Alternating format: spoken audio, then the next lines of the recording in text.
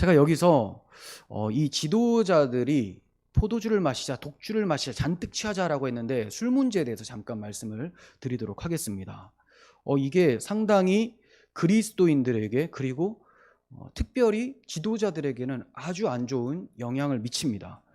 이사야 28장 7절을 보시면 그리하여도 이들은 포도주로 말미암아 옆걸음치며 독주로 말미암아 비틀거리며 제사장과 선지자도 독주로 말미암아 옆걸음치며 포도주에 빠지며 독주로 말미암아 비틀거리며, 여기까지는 뭐예요? 제대로 못 걷는다는 거. 갈짓자. 자, 앞으로 똑바로 걸어봐 했는데 계속 야, 너 움직이지 마 하면서 걷는다라는 거죠. 그러면서 이 길을 똑바로 가지 못하는 것도 이게 뭔가 시사하는 바가 있죠. 하나님이 우리에게 주신 길이 있는데 제대로 가지 못하는 게 어디에서 알 수 있느냐? 바로 이어지는 말씀. 환상을 잘못 풀며 재판할 때 실수를 한다. 술에 취해가지고 하나님 말씀이 무엇인지를 분별을 못하는 거예요. 자기 속에서 욕망으로 하는 그런 생각들이 이게 하나님 말씀인가? 하나님 말씀은 이건 내 생각인가? 막 헷갈리는 거예요. 환상을 잘못 풀고 재판을 할 때도 억울한 사람을 만들어버리는 거죠. 교회에게 적용시키면 교회에 덕을 세우지 못하는 사람을 치리하잖아요. 권징을 하잖아요. 근데 이것을 제대로 하지 못하고 본인이 세속적이다 보니까, 본인이 완전히 취해 있다 보니까 올바르게 치리하지 못하고 교회가 오히려 더 악영향에 빠지게 되는 그런 쪽으로 만들어버리는 거죠. 그리고 환상을 잘못 푼다. 주의 말씀을 엉뚱하게 잘못 푸는 거예요. 이게 뭐 때문에 그렇습니까? 술 문제죠. 분별력 상실, 사명의 엄중함을 무시라는 겁니다. 자기가 받은 사명이 있잖아요. 집안 사람들에게 양식을 때에 따라 나눠주는 사명이 있는데 이것을 업신여기기 때문에 여기 이제 빠져버리게 되는 거예요. 진짜 무서운 술 취함은 영적 술 취함입니다. 물론 우리가 마시는 술, 이것을 주의하라고 얘기한 건 맞아요. 하지만 이것을 통해서 더 무서운 것은 영적 술 취함이라는 것을 말씀하고 계시는 본문 봅니다. 이사야 29장 9절. 너희는 놀라고 놀라라.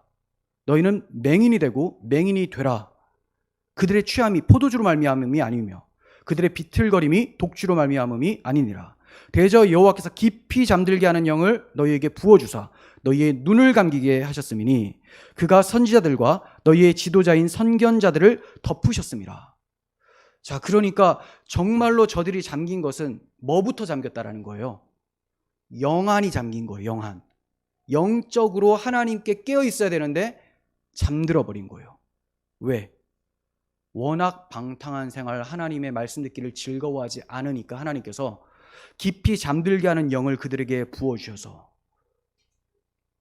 그들의 눈을 감기게 하고 그들을 덮어버리셨습니다. 자, 그러니까 이거는 뭐가 먼저다 이렇게 할 수가 없어요.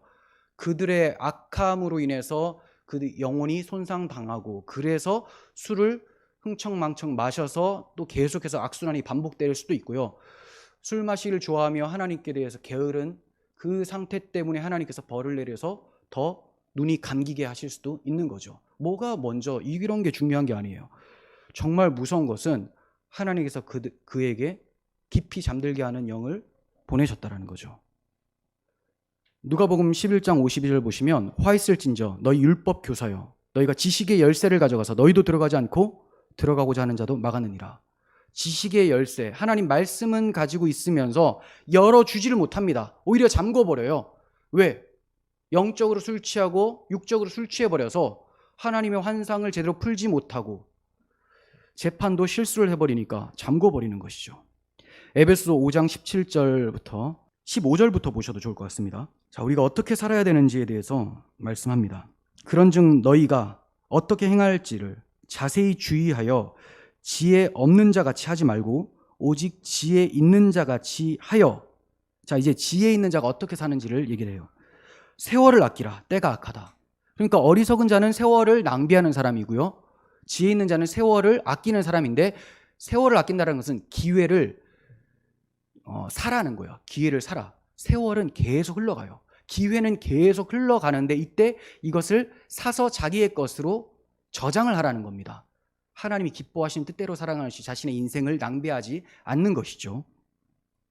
그러므로 어리석은 자가 되지 말고 오직 주의 뜻이 무엇인지 이해하라. 이해하려면 정신 차려야 되겠죠. 술 취하지 말라. 이는 방탕한 것이니 오직 성령으로 충만함을 받으라라고 합니다.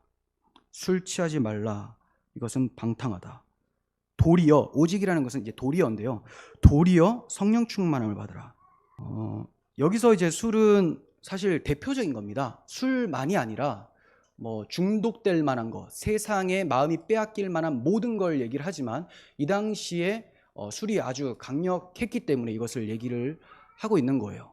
그 술뿐만이 아니라 여러분들에게 어떤 중독으로 찾아오는 유혹들이 있는 것은 다 주의를 하셔야 되고 거기로 취하는 것이 아니라 오직 성령 충만함을 받으라 이렇게 말씀하고 있어요. 그러면 성령 충만함은 도대체 또 뭐냐?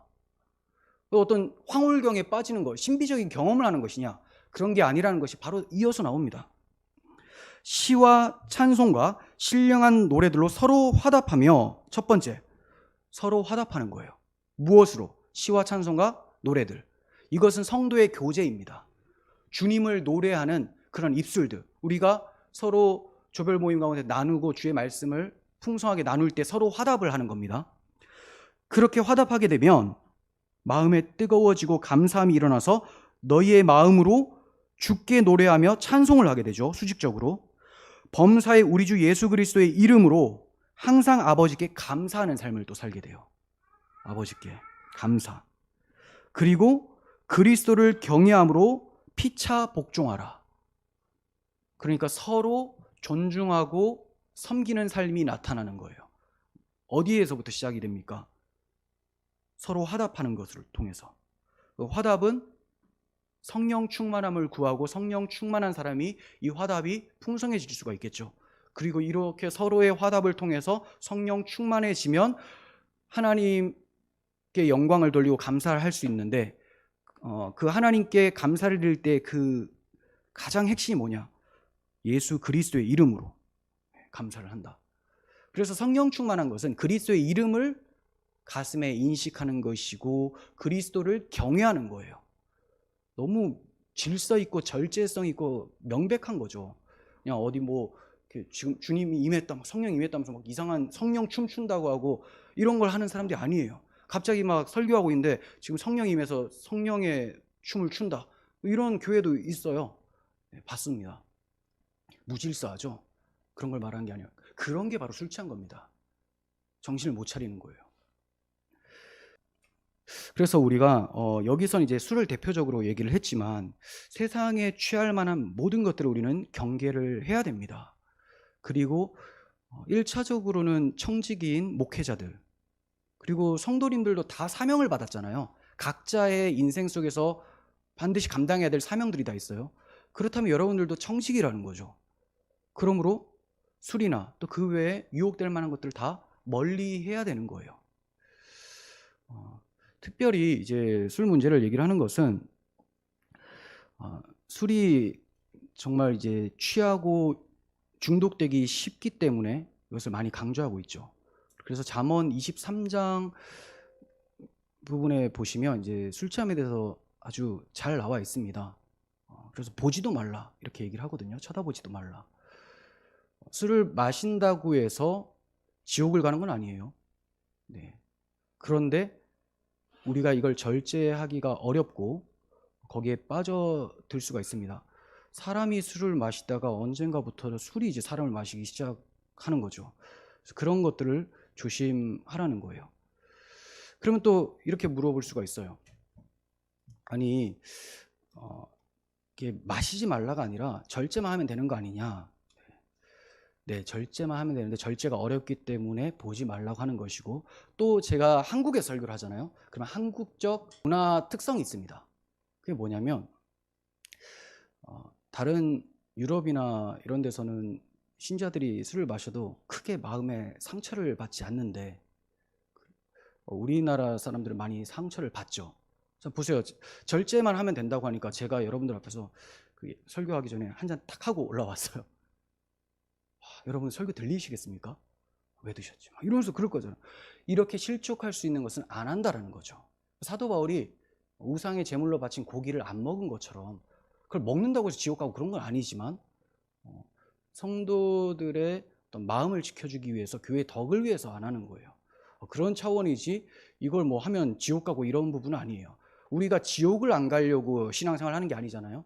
주님을 기쁘시게 하기 위해서, 주님께 영광 돌리기 위해서 하는 부분이기 때문에 그런 것이고, 이 외에도 중독될 만한 건 참 많지만 성경에서 지금 술 문제를 얘기하고 있기 때문에 제가 좀 길게 말씀을 드렸던 거예요.